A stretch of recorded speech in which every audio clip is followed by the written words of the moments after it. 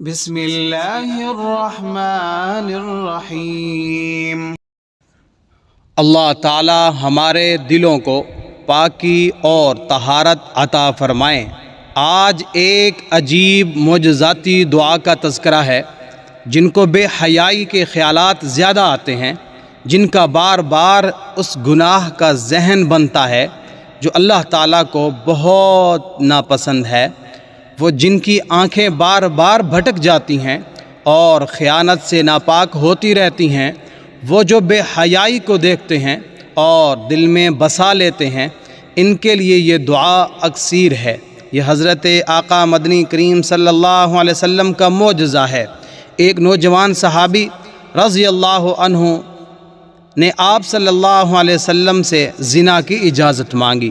سننے والے لوگ بہت ناراض ہوئے، مگر آپ صلی اللہ علیہ وسلم نے اسے شفقت سے اپنے ساتھ بٹھا کر پہلے سمجھایا کہ ہر کسی کی ماں، بیٹی اور بہن حرمت اور عزت والی ہوتی ہے، جس طرح تمہارے لیے تمہاری ماں، بہن، بیٹی وغیرہ ہے۔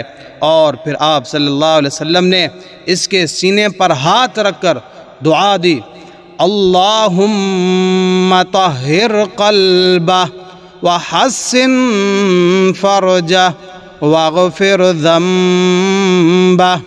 یا اللہ اس کا دل پاک فرما دے، اس کی شرمگاہ کو محفوظ فرما دے اور اس کے گناہ کو بخش دے۔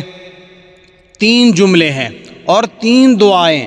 صحابہ اکرام فرماتے ہیں کہ اس دعا کے بعد اس نوجوان کو بے حیائی سے شدید ترین نفرت ہو گئی اور وہ کسی فضول چیز کی طرف توجہ تک نہیں کرتے تھے۔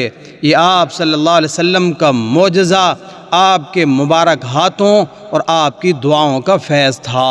اب اسی جاری و ساری فیض سے ہم بھی یہ دعا سیکھ لیں تاکہ ہمارے دل میں بھی برائی سے نفرت پیدا ہو۔ آؤ ایک بار یہ معجزاتی دعا مل کر دہرا لیں، اللہم طہر قلبی وحسن فرجی واغفر ذنبی۔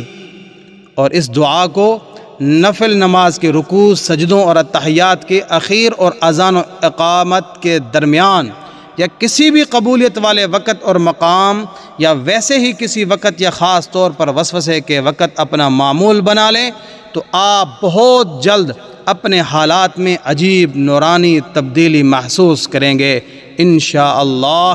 ایک بار سب دوست مل کر دل سے اس کلمے کو پڑھ لیں، لا الہ الا اللہ محمد الرسول اللہ۔